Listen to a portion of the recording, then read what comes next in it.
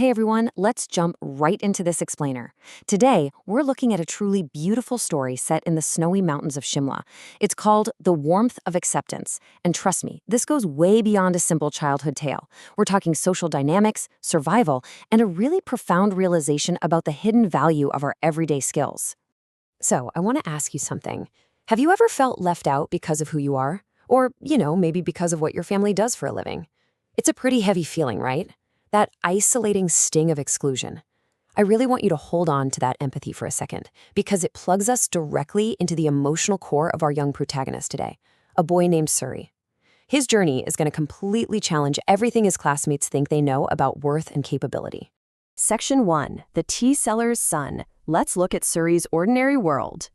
Now, Suri lives in Shimla. It's a gorgeous but very chilly town in India. And his daily life? It's really defined by this painful contrast. Every single morning, he is incredibly hardworking. He's respectful, and honestly, he's absolutely essential to his father's tea shop. He's learning the trade, serving customers, helping his family survive. But then he goes to school, and the reality is completely different. When he tries to join his classmates playing video games, they literally just ignore him. Why? Because he's the son of a chaiwala, a tea seller. The class divide there is stark, and Suri gets constantly mocked and totally ostracized just for his humble background. And this brings us to a genuinely heartbreaking moment. Suri's dad sees his son's sadness, right? He sees the isolation, so he makes him this devastating promise. I am looking for a new job, so you won't be ashamed in front of your friends and they will talk to you. I mean, wow. A father is willing to just abandon his honest livelihood, his own tea shop, just to buy a son a little bit of social acceptance. This sets up some massive emotional stakes right out of the gate, and it shines a really harsh light on the whole societal problem of class discrimination. All right, Section 2, the Forest Expedition. It's time for a trip to the jungle. So the school trip kicks off with a ton of excitement. Everyone's packing their essentials, the trek starts smoothly under the group leader's supervision, but you know how it goes. Soon enough, disobedience creeps in. A group of the kids who are pretty used to doing whatever they want start ignoring the safety warnings. And this lack of focus leads directly to separation.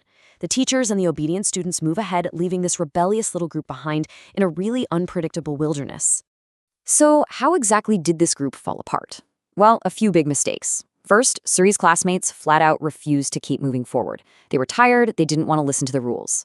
Second, they selfishly stopped to eat snacks, completely blowing off the strict trekking schedule. Third, and this is absolutely critical, they ignored Suri. Suri actually has practical sense. He warned them about the impending darkness, but they just brushed him off. And finally, because they were so stubborn, they let the teachers and the rest of the group get way out of sight. Moving on to Section 3, Lost in the Dark. Things get incredibly tense here. Darkness falls. And in the mountains, this doesn't happen gradually. It happens fast, extremely fast. 1 minute you've got light, and the next, shadows just swallow the trees. In higher altitudes like Shimla, the temperature can literally plummet by 15 to 20 degrees the absolute second the sun dips below those peaks. So that playful mood they had, it evaporates in an instant. To make matters worse, the path they were relying on completely vanishes. Without the sun, the trail just blends right into the dense, overgrown brush. You can't see a thing. They start shouting frantically for help, but their voices don't travel far at all. This vast, silent expanse of the jungle just eats the sound. No one answers. The isolation is total. And right then, absolute panic sets in. Just imagine being in their shoes for a second. You are surrounded by freezing, biting mountain winds. You check your bags, and your water bottles are totally empty, because remember, you drank it all during that unscheduled snack break. The food is gone, and right in the back of your mind is this very real, looming threat of wild animals that roam the Shimla forests at night. They are terrified, they are freezing, and they are completely out of options. Section 4. A warm solution. Time for Suri's ingenuity to shine. While the rest of the kids are practically frozen in panic, Suri's practical mind kicks into gear. He transforms his everyday, mundane knowledge into a literal life-saving survival hack.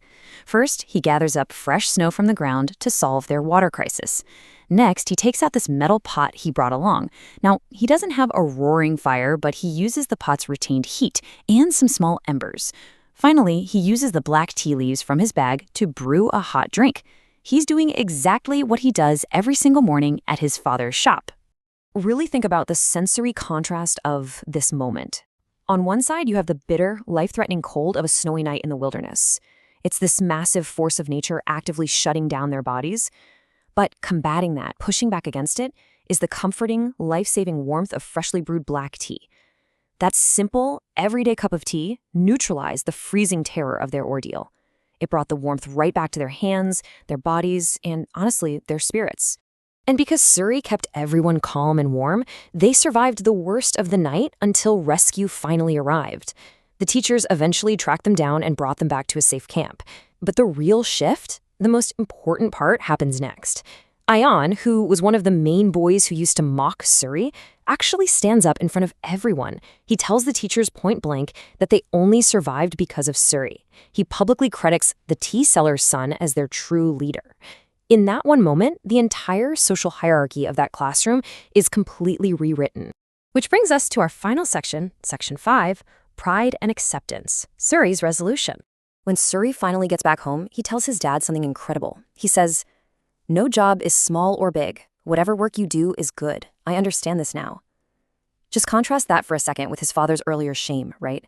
His desire to quit his whole livelihood. Surrey finally sees that the exact skills that made him a target for bullies were the exact same skills that just saved lives. It's a beautiful anchor for the story's ultimate moral payoff. Dignity isn't found in some fancy job title. It's found in the value and the honest effort of the work itself. Because of his son's newfound pride, Surrey's father keeps his tea shop. He realizes he has absolutely nothing to be ashamed of. Surrey keeps helping him every morning too, but now he does it with his head held high. And back at school, it's a completely different world.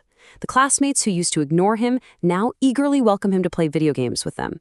Embracing his roots, embracing who he truly was, is ultimately what brought him the true friendship and the profound respect he always wanted. So, I want to leave you with this final thought. Think about your own life for a second, your own daily routines. What hidden skills do you have that could change everything? Sometimes the very things we take completely for granted, or maybe even feel a little self-conscious about, are actually our greatest strengths, just waiting for the right moment to shine. Thank you so much for joining me for this explainer. Keep learning, keep reflecting, and I'll catch you next time.